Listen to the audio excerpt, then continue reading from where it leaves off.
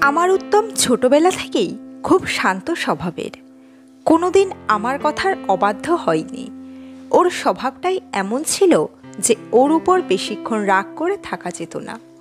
আমার মন খারাপ হয়েছে জানলে গুটি গুটি চলে আসতো আমার ঘরের দরজায়। শুধু একটি ডাক, মা, মাগো। মুখ তুলে চাইতে না চাইতেই এসে ঝাঁপিয়ে পড়তো আমার বুকে। এ স্বভাবটা বড় হয়েও যায়নি ওর। চাকরি পেয়ে প্রথম মাসের মাইনে থেকেই আমার জন্য কিনে আনলে একখানা শাড়ি। আমি বললুম, এ কি, আমার জন্য শাড়ি কেন?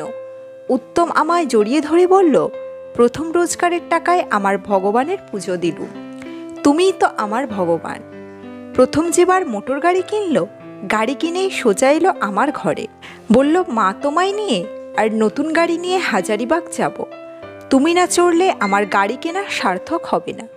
শুধু আমার জন্যই নয়, সবার জন্যই ও খুব ভাবত। ছোট ভাইদের বুক দিয়ে আগলে রাখত। ওর জন্য ছোটদের অন্যায় করলেও মারতে পারতুম না। উত্তম ঠিক ভাইদের আড়াল করে রাখত। বিয়ের আগে পর্যন্ত কি ভূতের ভয়ই না ছিল উত্তমের। তাই নিয়ে এই সেদিনও হাসি ঠাট্টা করতাম। ওর অভিনয় করা প্রায় সব ছবি তো দেখেছি। না দেখলে ছেলে রাগ করত। ভালো ছবি, ভালো মন্দ জানি না, আমার সব ছবি ভালো লাগতো। অগ্নিপরীক্ষা, সবার উপরে, হার্নসুর, সব ছবিতেই উত্তমকে আমার ভালো লেগেছে। ওর শেষ ছবি দেখেছি দর্পচূর্ণ, তাও ভালো লেগেছে। ছবি দেখা হলে আমার কাছ থেকে মতামত নিত। কলকাতায় থাকলে রোজই একবার করে আসতো। আমায় প্রণাম করে স্টুডিওতে যেত। নতুন ছবির শুটিং শুরু করত আমার আশীর্বাদ নিয়ে। মাসের প্রথমে এসে আমায় টাকা দিয়ে যেত। প্রায়ই বলতো, এই সেদিনও বলেছিল, মা তুমি তো কখনো আমার কাছে কিছু চাইলে না, আমার বুঝি ইচ্ছা করে না?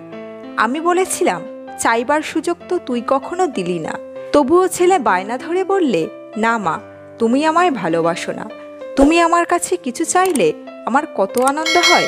ভেবেছিলাম সত্যি ওর কাছে শুধু ওর আনন্দের জন্য একদিন কিছু একটা চাইব।